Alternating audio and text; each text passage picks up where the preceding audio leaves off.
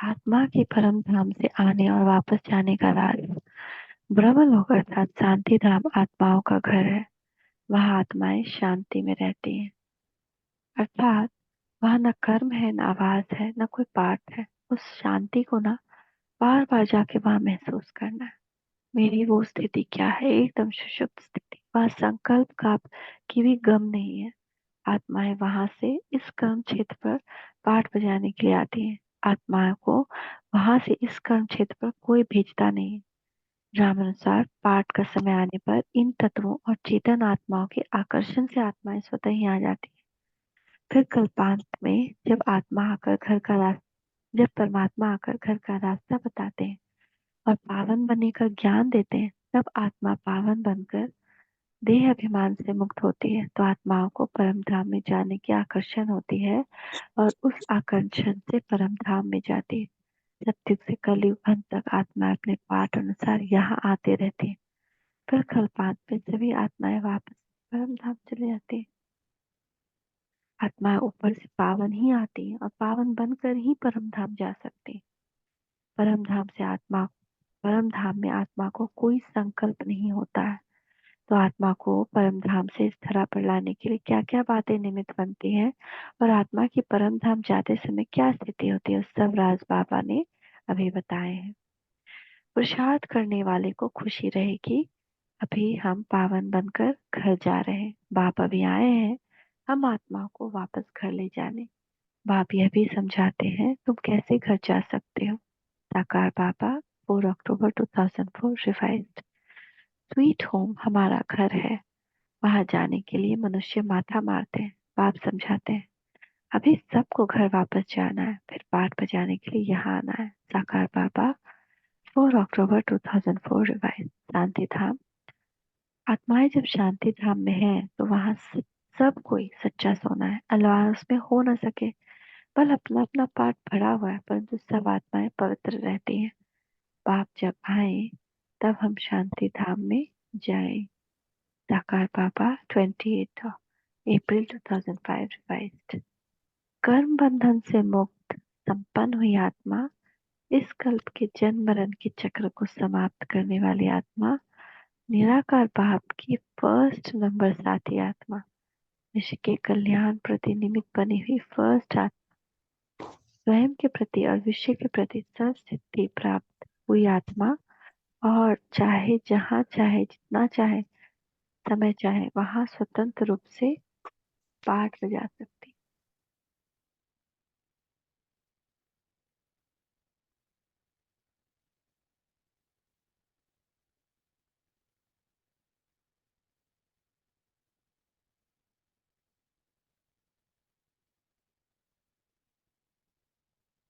ये अव्यक्त बापता था 30 जून 1994। कर्म बंधन से मुक्त संपन्न हुई आत्मा, इस कल्प की जन्म मरण के चक्र को समाप्त करने वाली आत्मा, निराकार बाप की फर्स्ट नंबर साथी आत्मा, विश्व के कल्याण प्रति निमित्त बनी हुई फर्स्ट आत्मा, स्वयं के प्रति और विश्व के प्रति सर्व सिद्धि प्राप्त हुई आत्मा, जहाँ चाहे और जितना समय चाहे वह वहां स्वतंत्र रूप में पाठ बजा सकती। बड़ा राज बता रहे हैं तो ज्यादा ब्रह्मा बाबा का लग रहा है। आत्मा को निराकारी व व्यक्त स्टेज से व्यक्त में लाने का क्या कारण होता है? एक कर्मों का बंधन, दूसरा संबंध का बंधन, तीसरा व्यक्त सृष्टि के पाठ का बंधन, चौथा देह का बंधन। एक है क्या आत्मा को खींचता है निराकारी से व्यक्त जैसे व्यक्त में, एक है कर्म का बंधन, दूसरा कोई संबंध से हमारा मोह है, ये है वो है, संबंध का बंधन। यह हिसाब किताब है। तीसरा जो है सृष्टि पे पाठ अगर कोई बचा हुआ है हमारा बजाने का, तो वो पाठ का बंधन। और चौथा है देह का बंधन। अगर हमारा चोला कहीं तैयार हो जाता है तो आत्मा तैयार होती है, तो आत्मा को पुराने से नई चोला आकर्षित करता है। तो इन सब बंधनों को सोचो, हम किस किस बंधन में है। अब एक बात दादा 30 जून 1974।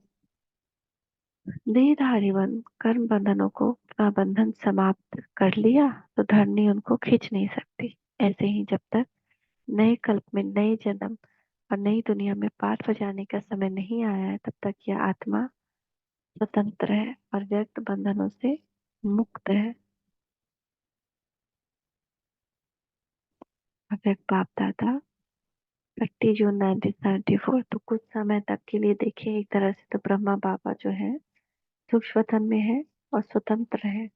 उनको कोई भी चीज खींच नहीं रही। उन्होंने अपने सारे कर्म बंधन को समाप्त कर लिया, योग बल से भोग बल पे विजय प्राप्त की। तो इस वजह से वो सूक्ष्म में है, स्वतंत्र है।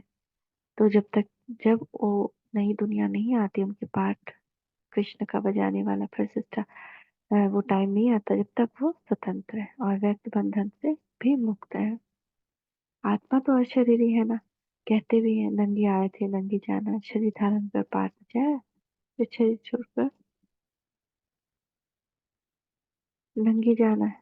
बाबा आत्माभिमानी बनाते हैं। साकार बाबा 23 जुलाई 2005। बाप समझाते हैं, बच्चे तुम ही सबसे जास्ती पतित बनते हो।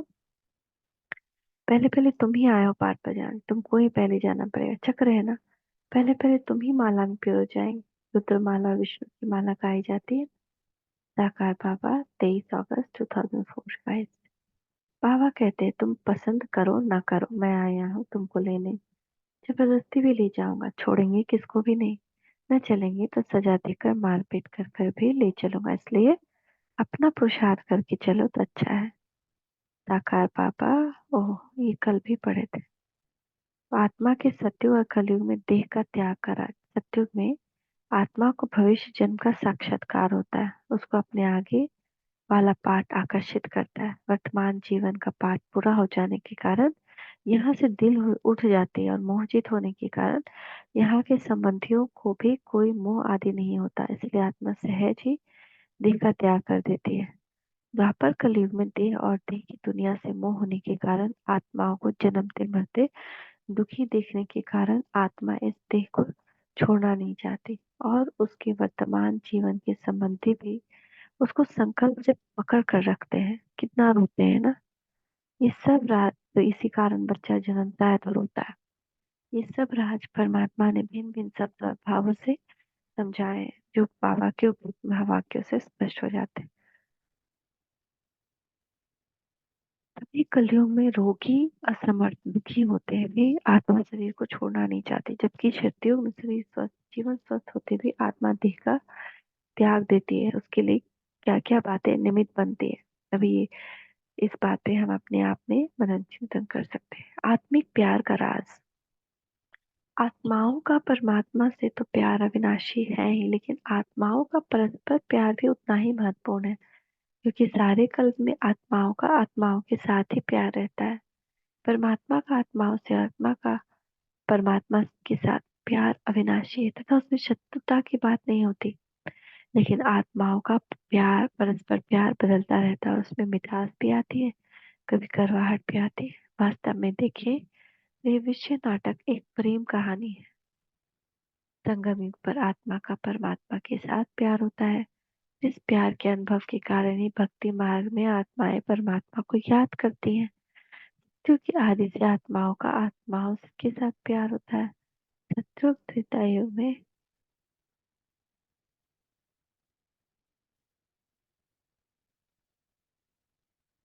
सतयुग त्रेता युग, 2 युगों तक ये प्यार पवित्र होता है। द्वापर से देह अभिमान के कारण विकारों की प्रवेशता होती है, और वह प्यार, पवित्र प्यार अपवित्र अर्थात विकारी हो जाता है। इस विकारी जगत में भी बच्चा जन्म लेता है, तो जन्म से माँ बाप के साथ प्यार, मित्रों के साथ प्यार, स्त्री के साथ प्यार, बच्चों के साथ प्यार बदलता रहता है। इस प्रकार कल्प के आदि से अंत तक, जन्म से मृत्यु तक आत्मा प्यार के बंधन में बंधी रहती है।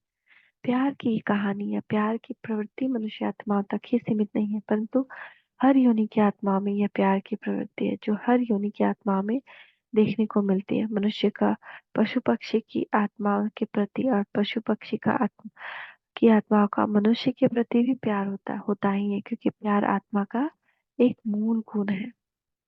सभी आत्माएं इस विषय नाटक में पात्रधारी है, और प्रेम आत्मा का मूल गुण है। परमात्मा प्रेम का सागर है। उनके प्रेम से प्रभावित आत्माएं दुख के समय उनको याद करती हैं, और कल्पांत में वह आकर सब आत्माओं को अपने प्रेम का अनुभव कराता है। आत्मिक प्यार की निशानी दूसरों की कमी को अपनी शुभ भावना शुभकामना से परिवर्तन करना। बाप दादा ने अभी सभी को लास्ट संदेश भी भेजा था कि वर्तमान समय अपना स्वरूप मर्सीफुल बनाओ, रहम दिल बनो, रहम की खान बन जाओ।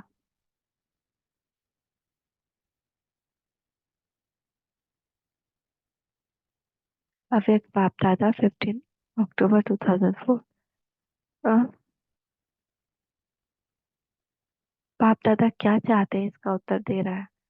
जाति धर्म को न देख आत्मा को देखना, आत्मा को समझना है। प्रदर्शनी में जब जाते आते हो तो प्रैक्टिस है कि आत्मा भाई को समझाते हैं, अपने को आत्मा समझ भाइयों को ज्ञान देते हैं। अपने को आत्मा समझने से प्रैक्टिस चालू तो नाम रोते सब मुझे सकार बाबा 11 नवंबर 2005 रिवाइज। आत्मा का अभिष्ट लक्ष्य क्या है और उसको पाने की का अभिष्ट पुरुषार्थ क्या है, उसके लिए साधन क्या है। क्या उससे कोई वस्तु या व्यक्ति की आवश्यकता है या कोई वस्तु या व्यक्ति उसमें बाधक हो सकता है।